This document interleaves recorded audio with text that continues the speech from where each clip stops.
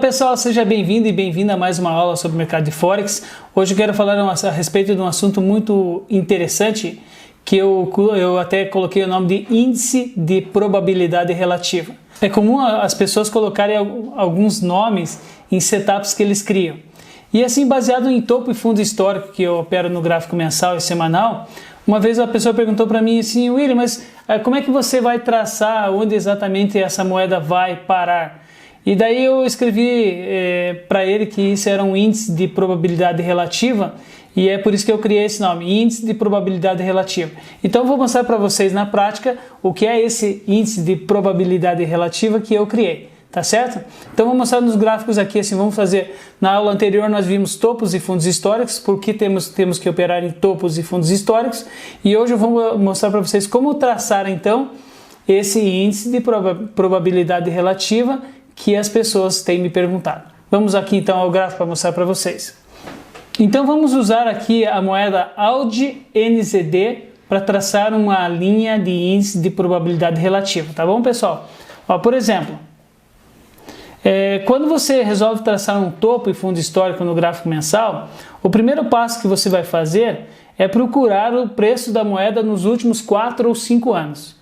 Então você vai traçar um topo aqui, basicamente, vai traçar um fundo aqui, esqueça essa parte das velas, que não precisa computar nessa tua linha de indicação. Então aqui você traçou um topo histórico dos últimos 4 anos, de 2012, por exemplo, até 2020 agora, dá até um pouquinho mais, e um fundo histórico desse mesmo período. Como eu sei, ou como eu posso saber para onde vai o índice de probabilidade relativa? Bom, visivelmente podemos ver aqui que essa moeda de 2012 até 2020, que estamos agora, ela simplesmente teve uma queda ou uma oscilação nesse espaço aqui, ó. Bom, qual é a probabilidade dela voltar para o espaço que ela tinha aqui, aqui ou talvez aqui? Bom, a probabilidade, por isso que eu digo índice de probabilidade relativa, que é possível, se você analisar o gráfico um pouco mais para frente, é possível imaginar que dificilmente ela ficará por muito tempo nessa base aqui de baixo. Provavelmente ela vai tentar buscar os gráficos maiores no gráfico mensal e semanal. Então quando você pega e vai traçar uma linha de índice de probabilidade relativa, simplesmente você vai traçar um fundo, vai traçar um topo e vai traçar um fundo, e no meio disso aqui, mais ou menos aonde ela permaneceu por mais tempo. Ou seja, essa moeda, que é o australiano versus o neozelandês, ela tem uma probabilidade dela se manter em preço de 1,09, 1,08 nessa faixa de preço que é estabelecida aqui. Então é isso que eu costumo mostrar para as pessoas. Até vou escrever aqui para ficar claro para vocês: índice de probabilidade. Então, quando você traça esse índice de probabilidade, ou eu traço essa linha no meio, você consegue ter uma visão melhor de onde a moeda pode ir com mais rapidez do que com que ela desça. O que acontece aqui? Muitas vezes você pode perguntar assim: William, mas espera aí, eu tracei aqui a linha, o topo histórico, o fundo histórico, e de repente essa linha aqui ela continuou descendo para baixo. Pode acontecer isso? Sim, pode acontecer sim. Só que a grande diferença que quando você está operando um fundo histórico é que por mais que ela caia abaixo dessa linha aqui, você tem nível de margem, você tem saldo suficiente para que você possa suportar essa oscilação. Então, quando você traçou essa linha, você sabe que a probabilidade maior está aqui, ó. Todo o tempo ou toda a história dessa moeda foi movida para que ela se mantesse nesse preço aqui. Digamos que você traçou isso no gráfico mensal, vamos ver o semanal aqui, ó. Semanal da mesma forma, né? Você pode até colocar esse índice um pouquinho mais para frente, aqui para cima, né? Vamos colocar aqui para cima, ó.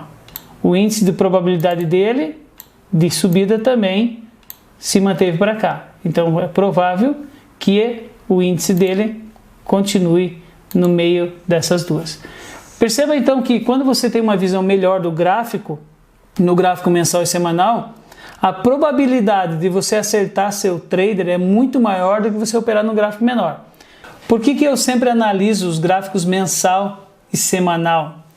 Porque na realidade é aí nesse gráfico maior que os grandes bancos, os grandes tubarões, os fundos de hedge, eles procuram observar o mercado. Existem acordos comerciais entre países para que a moeda dela não se oscile muito nem para cima e nem para baixo. Por isso que se você analisar um gráfico mensal, você vai perceber que há sempre uma oscilação tanto para cima como para baixo, que isso vai fazer com que o comércio entre os dois países seja um comércio firme, forte e estabelecido. Então é por isso que eu uso essas linhas de tendência em gráficos maiores, para que você possa entender o que os grandes bancos estão pensando também. Caso contrário, se você operar gráficos menores de 1 minuto, 15 minutos, bancos e grandes empresas não operam gráficos pequenos. Eles só operam gráficos grandes porque eles querem saber a história do que eles podem fazer em questão de oscilação de moedas tanto para cima como para baixo. Qualquer moeda que você for fazer isso, você consegue traçar essa linha de tendência. Simples, né? Você pode traçar, pegar o gráfico aqui, ó, vou mostrar uma outra moeda, o NZD-JPY. Você vai traçar topo, vamos aqui, ó. Você vai traçar topo, você vai traçar fundo e você vai traçar o seu índice de probabilidade, que provavelmente vai ser aqui no meio. Deixa eu tirar essa linha aqui, ó. Olha. Então, se o mercado está aqui agora, o índice de probabilidade que ele volta a subir para esse patamar no gráfico mensal é muito maior do que ele volte para esse patamar aqui de 2010, 2011, tá certo? Então, todas as moedas que você for analisar, faça isso. Arraste para o gráfico, trace a linha de tendência. Vamos traçar aqui novamente no AUD JPY, só para a gente, a nível de comparação. Vamos traçar aqui o topo e você traça a índice de probabilidade relativa.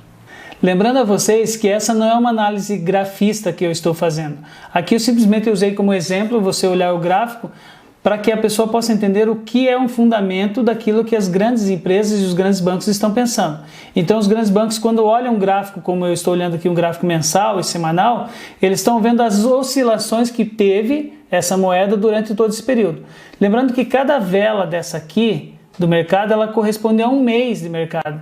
Então, os grandes bancos conseguem analisar, ou fazer uma análise fundamental de que qual é a proporção em que meses foi uma alta boa e que meses foi uma baixa boa para tal moeda.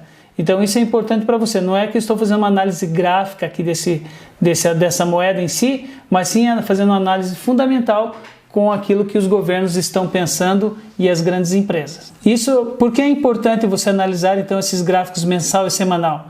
Porque você consegue ver a história da moeda, a história do país, baseado nos gráficos que eles se transformaram durante anos, né? Então, se um país vai bem durante um certo período, por que o gráfico dele alterou, digamos, aqui para cima? O australiano subiu versus o ien de 2016 até 2018, nesse período.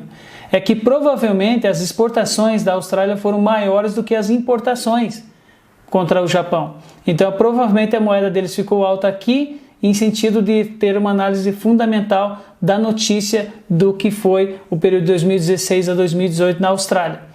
Evidentemente que se você analisar a queda aqui agora da Austrália, nós sabemos que a Austrália passou por uma dificuldade, tanto esse ano quanto o ano passado, e por isso vai influenciar no gráfico. Então a notícia, como eu sempre tenho dito, é que está influenciando o movimento dos gráficos. Eu ensinei vocês aqui a traçar um índice de probabilidade relativa, para que vocês então tenham uma visão de qual a probabilidade de o gráfico ir a seu favor nos gráficos maiores. Então na próxima aula eu vou mostrar para vocês então as linhas de tendência, ou seja, o seu gatilho de entrada depois que você fez a análise no gráfico mensal e semanal, como eu faço para agora identificar o momento exato de entrar e fazer uma operação baseada no índice de probabilidade relativa. É isso que eu vou mostrar para vocês na próxima aula, tá bom? Espero que vocês tenham gostado dessa aula, um forte abraço e até lá!